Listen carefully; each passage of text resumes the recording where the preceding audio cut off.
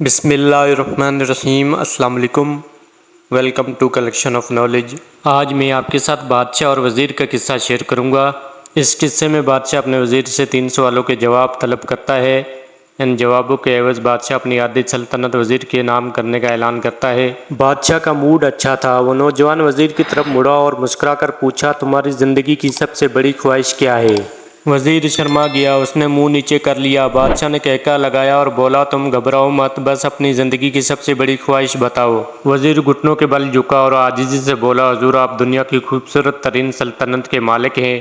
میں جب بھی یہ سلطنت دیکھتا ہوں میرے دل میں خواہش پیدا ہوتی ہے، اگر اس کا 10واں حصہ میرا ہوتا تو میں دنیا کا خوش نصیب ترین شخص ہوتا۔ بادشاہ نے کہکا لگایا اور بولا، میں اگر تمہیں اپنی آدھی سلطنت دے دوں تو؟ وزیر نے گھبرا کر دیکھا اور عاجزی سے بولا، بادشاہ سلامت، یہ کیسے ممکن ہے؟ میں اتنا خوش قسمت کیسے ہو سکتا ہوں؟ بادشاہ نے فوراً 2 احکامات لکھنے کا حکم دیا۔ پہلے حکم میں اپنی آدھی سلطنت نوجوان وزیر کے حوالے کرنے کا فرمان جاری کیا۔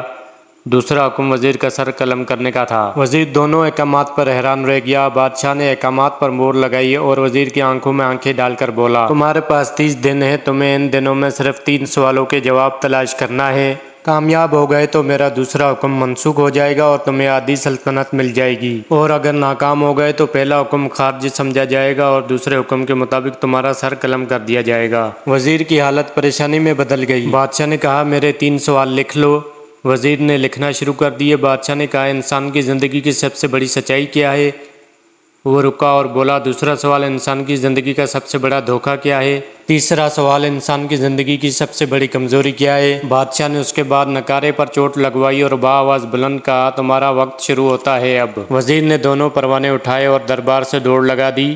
اس نے اس شام ملک بھر کے دانشور، ادیب، مفکر اور ذہین لوگ جمع کیے اور سوال ان کے سامنے رکھے۔ ملک بھر کے دانشور ساری رات بحث کرتے رہے، لیکن وہ پہلے سوال پر ہی کوئی متفقہ جواب نہ دے سکے۔ وزیر نے دوسرے دن دانشور بڑھا دیے، لیکن نتیجہ وہی نکلا۔ وہ آنے والے دنوں میں لوگ بڑھاتا رہا، مگر اسے کوئی تسلی بخش جواب نہ مل سکا، یہاں تک کہ وہ مایوس ہو کر دارالحکومت سے باہر نکل گیا۔ وہ پورے ملک میں مارا مارا پھرتا رہا، شہر شہر، گاؤں گاؤں کی خاک چھانتا رہا۔ شاہی لباس پھٹ گیا، پگڑی ڈھیلی ہو کر گردن میں لٹک گئی، جوتے پھٹ گئے اور پاؤں میں چھالے پڑ گئے، یہاں تک کہ شرط کا آخری دن آ گیا۔ اگلے دن اس نے دربار میں پیش ہونا تھا۔ وزیر کو یقین تھا یہ اس کی زندگی کا آخری دن ہے۔ کل اس کی گردن کاٹ دی جائے گی اور جسم شہر کے مرکزی پل پر لٹکا دیا جائے گا۔ وہ مایوسی کے عالم میں دارالحکومت کی کچی آبادی میں پہنچ گیا۔ آبادی کے آخری سرے پر ایک فقیر کی جھونپڑی تھی۔ وہ گرتا پڑتا اس کٹیا تک پہنچا۔ فقیر سوکھی روٹی پانی میں ڈبو کر کھا رہا تھا، ساتھ ہی دودھ کا پیالہ پڑا تھا اور فقیر کا کتا چھڑپ چھڑپ کی آوازوں کے ساتھ دودھ پی رہا تھا۔ فقیر نے وزیر کی حالت دیکھی، کہکا لگایا اور بولا، جناب اعلیٰ، آپ صحیح جگہ پہنچے ہیں، آپ کے 3 سوالوں کے جواب میرے پاس ہیں۔ وزیر نے حیرت سے اس کی طرف دیکھا اور پوچھا، آپ نے کیسے اندازہ لگا لیا میں کون ہوں اور میرا مسئلہ کیا ہے؟ فقیر نے سوکھی روٹی کے ٹکڑے چھابے میں رکھے، مسکرایا، اپنا بوریا اٹھایا اور وزیر سے کہا، یہ دیکھیے، آپ کو بات سمجھ آ جائے گی۔ وزیر نے جھک کر دیکھا، بوریے کے نیچے شاہی خلعت بچھی تھی۔ یہ وہ لباس تھا جو بادشاہ اپنے قریب ترین وزراء کو عنایت کرتا تھا۔ فقیر نے کہا، جناب اعلیٰ، میں بھی کبھی اس سلطنت کا وزیر تھا، میں نے بھی ایک بار آپ کی طرح بادشاہ سے شرط لگانے کی غلطی کی تھی، نتیجہ آپ خود دیکھ لیجئے۔ فقیر نے اس کے بعد سوکھی روٹی کا ٹکڑا اٹھایا اور دوبارہ پانی میں ڈبو کر کھانے لگا۔ وزیر نے دکھی دل سے پوچھا، کیا آپ بھی جواب تلاش نہیں کر سکے تھے؟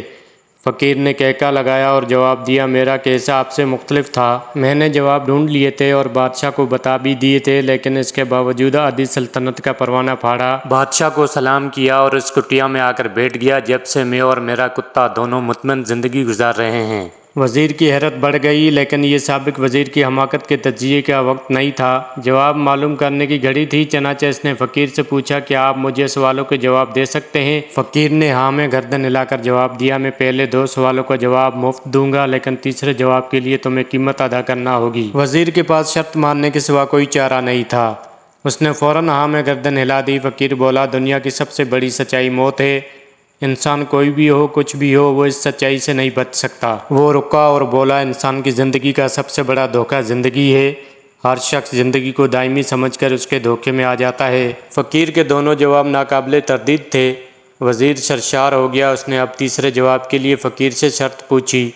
فقیر نے کہکا لگایا، کتے کے سامنے سے دودھ کا پیالہ اٹھایا، وزیر کے ہاتھ میں دیا اور کہا، میں آپ کو تیسرے سوال کا جواب اس وقت تک نہیں دوں گا جب تک آپ یہ دودھ نہیں پیتے۔